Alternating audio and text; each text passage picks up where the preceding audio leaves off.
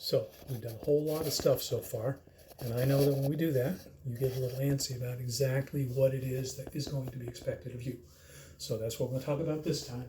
Exactly what do I expect you to be able to do for any of these given situations. First, you need to identify, is this a situation where I use a z or a t to find the interval? You should be able to find the margin of error by hand when it's a z interval. T interval, we can't do that. You should be able to find the confidence interval, sometimes by hand, but definitely using a calculator. You should be able to interpret it, meaning if we were to repeat this process 100 times, 95% of the time we would actually catch the mean of the population within the interval. You should be able to tell me what the effect of changing the sample size and the confidence level would be.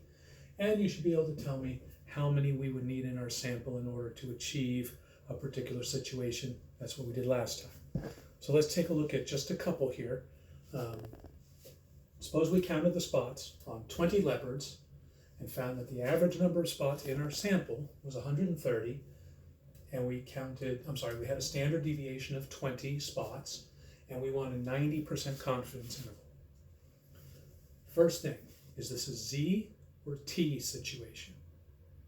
When you think about it for a second, hopefully you identify it as a T situation because we have the standard deviation for the sample, but not for the population, and our sample is not 30 or more, so we need to use T for this one, which we're not going to be able to calculate the margin of error by hand. We can, however, find the confidence interval, and I already did that.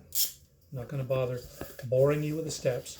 You should go through the steps right now and see if you get the same thing I do. So none of those, pause, come back when you've got yours.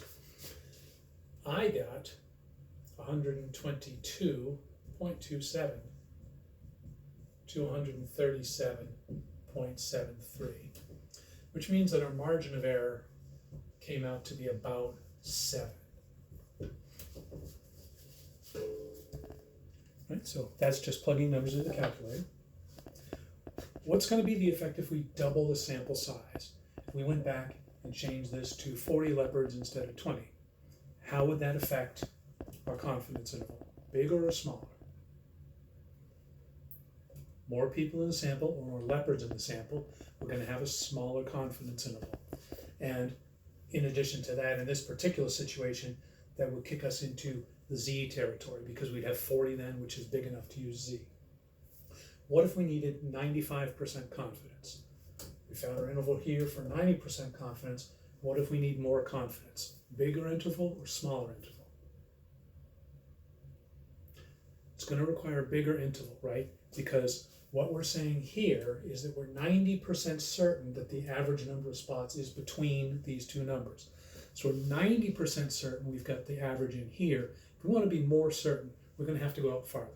If I cast a wider net, I'm going to be more certain that it actually caught the mean within that net. And if we want a margin of error of 2, how many are we going to need in our sample? Well, the margin of error here was 7-ish. 2 is a lot smaller than 7. So we would need to have, let's see, what is it? We want 90% confidence, that's 1.64. And we're multiplying by the standard deviation, which was 20. We're dividing by the margin of error we want, and then we're squaring.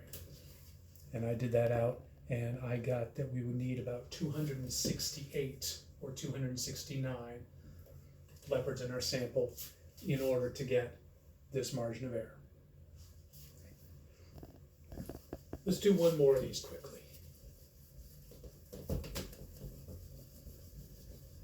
I don't know if I mentioned I went out before the quarantine and bought the marker board, but I forgot to buy an eraser. So paper towels I'm going through like nothing. So let's go back to the IQ situation. I got 20 Jeffco students.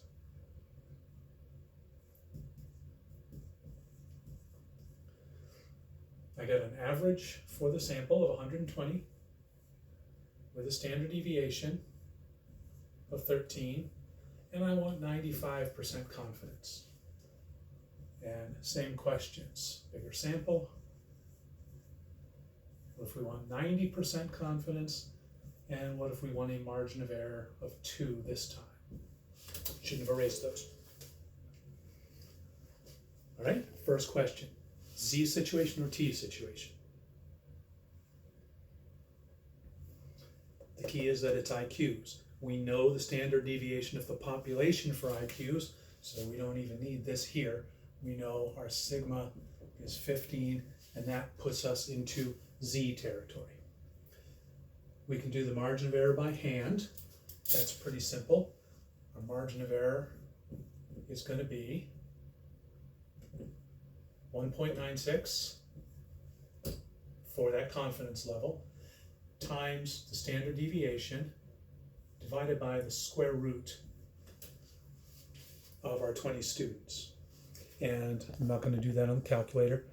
We end up getting about 6.5 for that. Our confidence interval actually ends up being 95.4 to 108.6. Okay. So we are 95% confident, if we were to do this over and over again, 95% of the time, the actual IQ of Jefferson College students would fall within that interval. That's the interpretation of the confidence interval. Bigger sample, smaller interval. Lower confidence, also smaller interval, right? If I'm 95% sure that this interval catches the mean, then if I shorten it a little bit, I'm going to be a little less certain that I've captured the mean. So lower confidence, smaller margin of error. And for a margin of error of 2, that's considerably smaller here, we would multiply our 1.96 times our 15 divided by our new margin of error, and we would square the results there. And I worked that out before also.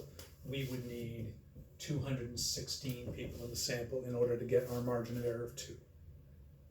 Okay, a little longer on this one. I'll try to keep the next couple shorter. See you next time.